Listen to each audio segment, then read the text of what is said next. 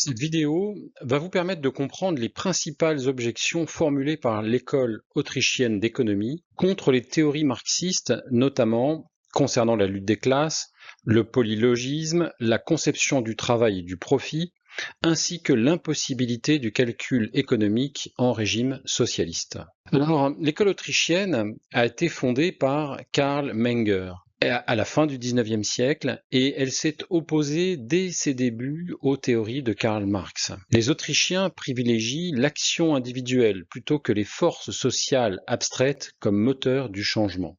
Ils soutiennent que les relations économiques entre individus sont généralement avantageuses pour toutes les parties et non basées sur l'exploitation. Donc ça, c'est la critique de la lutte des classes, à savoir que lorsqu'un échange est libre, comme par exemple la relation entre l'employeur et l'employé, le salaire, lorsque le salaire est fondé sur une délibération, sur une discussion, sur une négociation, eh bien, il est profitable pour les deux parties. Et chacune des parties a intérêt à collaborer et à coopérer avec l'autre. Parce que finalement, chacun y trouve son intérêt. Donc en effet, pour les Autrichiens, tout changement social n'est possible qu'à partir de l'action des individus et non des forces sociales abstraites comme les classes. Donc, dans un premier temps, les économistes autrichiens rejettent la notion marxiste selon laquelle le conflit entre classes, capitalistes et classes ouvrières, serait inévitable et constituerait le moteur du changement social. C'est une vision collectiviste. Au fond, les classes, ça n'existe pas. Ce qui existe, ce sont des individus concrets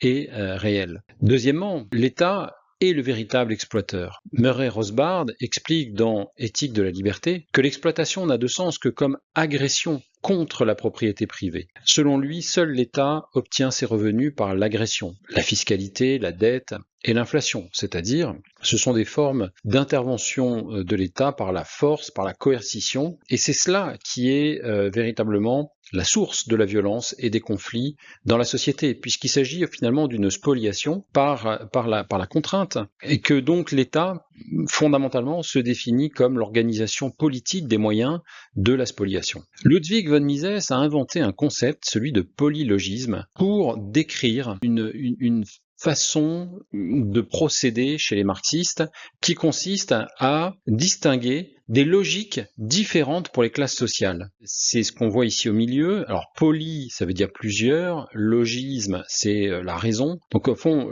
ça vient de logos. Donc, il y aurait plusieurs raisons, plusieurs types de raisons, plusieurs formes de discours. Marx soutient que la logique diffère selon les classes sociales. Il y aurait une logique prolétarienne, une logique pour les bourgeois. Les Autrichiens défendent au contraire l'existence d'une structure logique commune à tous les humains. Et jusqu'au XIXe siècle, personne n'osait contester que la structure logique de l'esprit était identique pour tous les êtres humains. Mais les marxistes affirment que chaque classe aurait sa propre logique, sa propre économie, ses propres mathématiques et sa propre physique. Les conséquences de ce polylogisme, selon Mises, eh bien, c'est que il n'y a plus de morale, puisqu'en fait, on peut justifier le fait que il y a une morale pour les classes prolétaires et une morale pour les classes bourgeoises.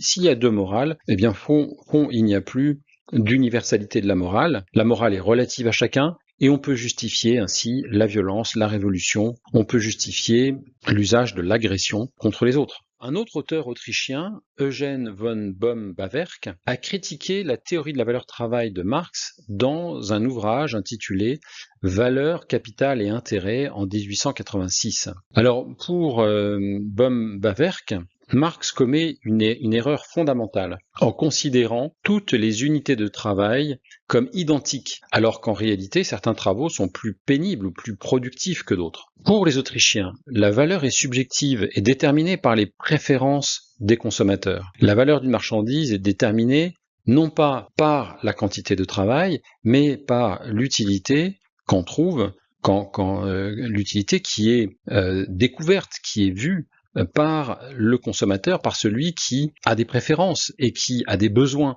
Et c'est en fonction de ses préférences et de ses besoins qu'il estime une chose à sa valeur. Et donc, ça fait penser un peu à Spinoza qui disait « ce n'est pas parce qu'une chose est bonne qu'on la désire, mais c'est parce qu'on la désire qu'elle est bonne ». Autrement dit, la valeur dérive du désir des individus et elle n'est pas, comme le pensait Marx, déterminée par la quantité de travail.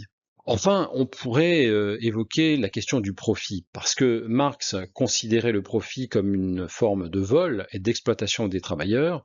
Au contraire, les Autrichiens le voient comme la récompense légitime de l'entrepreneur qui a pris des risques.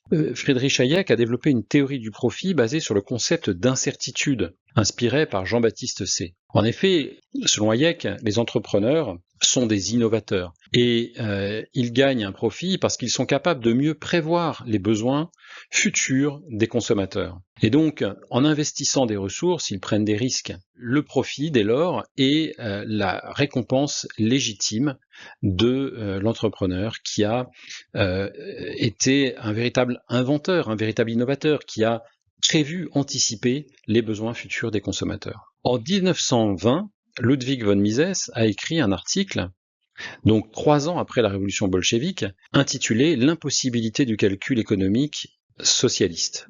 Et dans cet article, déjà, il prédisait l'effondrement du régime communiste en Russie. Alors voyons pourquoi. D'abord, sans système de prix libre, il est impossible de déterminer l'allocation optimale des ressources. Dans un système collectiviste, il n'y a plus de prix de marché, il n'y a que des prix décrétés, imposés, fixés par l'autorité. Deuxièmement, les planificateurs ne peuvent pas traiter l'immense quantité d'informations nécessaires à planifier, c'est-à-dire à savoir quels vont être les besoins, quelles vont être les quantités qu'il faudra produire. Le résultat inévitable de cela, eh bien, c'est la pénurie, c'est-à-dire la mauvaise allocation des ressources. Pénurie ou surproduction. En 1922, dans le livre Socialisme, Mises va renforcer son analyse et prouver définitivement l'impossibilité théorique du socialisme. Conclusion, l'héritage de la critique autrichienne.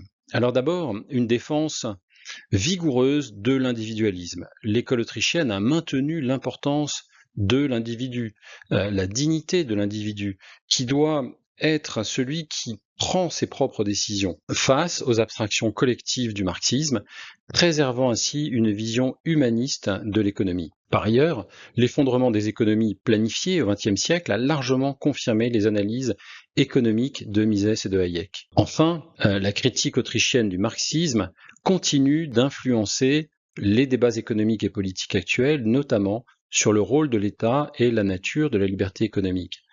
L'école autrichienne reste une école minoritaire. C'est vrai que l'école keynésienne est très largement dominante aujourd'hui dans les universités et dans les manuels d'économie. Et toutefois, nous le verrons, la vision keynésienne est elle-même confrontée à des critiques et à des limites. Ce sera l'objet de notre prochaine vidéo.